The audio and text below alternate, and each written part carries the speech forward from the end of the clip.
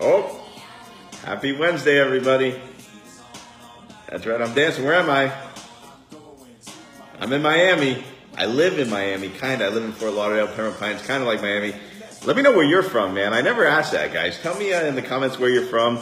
I'm excited to be here. As you can see, the surroundings are a little bit different today. I am at a client meeting with them today. We've had a great week of meetings, going through a lot of great stuff, so that's been exciting. I'm also joined by a special guest in the room. Vanessa's here. Say hi, Vanessa.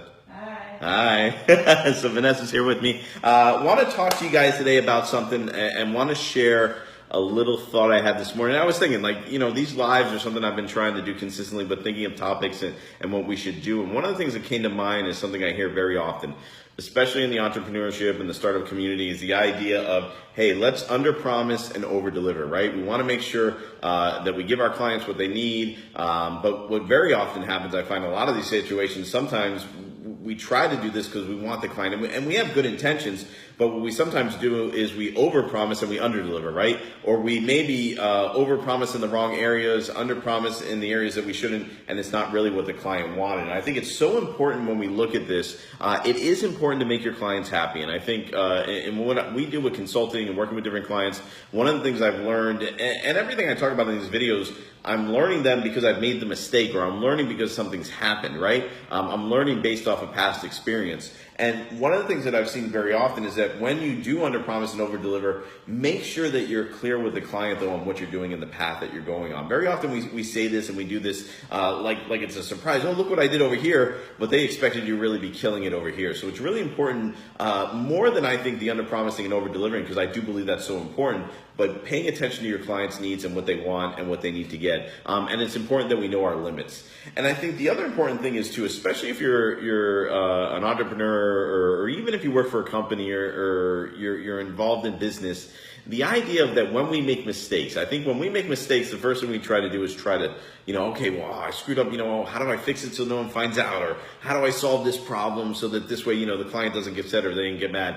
One of the things that I've learned, and guys, this has been one of the hardest things for me to do. This is really difficult for me, is that when I make a mistake, or when I've done something wrong, or I've gotten in over my head, or I've done things where I couldn't, is admitting to the client, hey, listen, I'm sorry, I didn't mean to do that, or here's how we're going to fix this, or hey, we started this process and we learned this along the way, right? Hey, remember how we said we were going to do A, B, C, and D? Well, we got to B and realized, hey, C is going to be a little bit harder than we need to. We may need to go back and redo A. So I think it's very important to look at those different things. And I've seen this in everything from, like I said, consulting with clients, doing business plans, building websites, when we've been selling a product, taking a product to market, whatever it may be. It's important to be able to adapt and learn from that. So, and I'm a big fan of cliche sayings. You guys know I love cliche sayings. So I do believe in that kind of under-promise and over-deliver, but be clear of where you're under-promising and be clear of where you're over-delivering, and be clear that that's what your client wants and that's what's going to make them happy. Because, just like I always say, happy wife, happy life, happy client,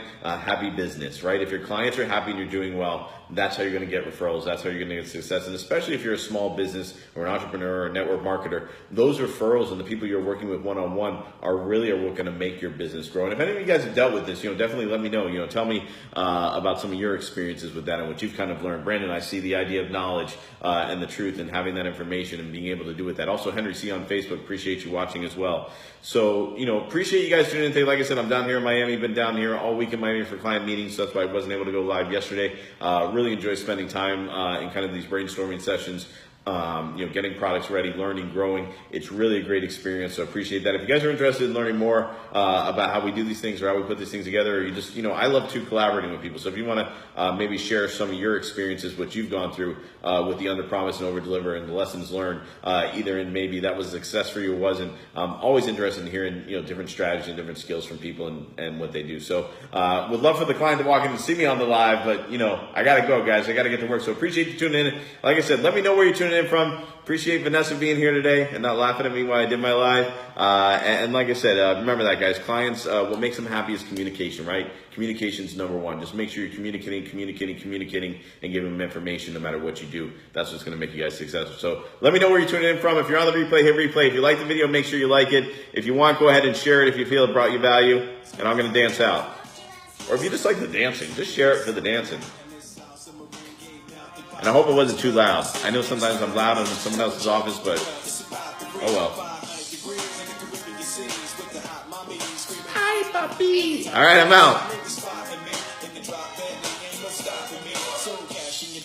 Bye, Facebook.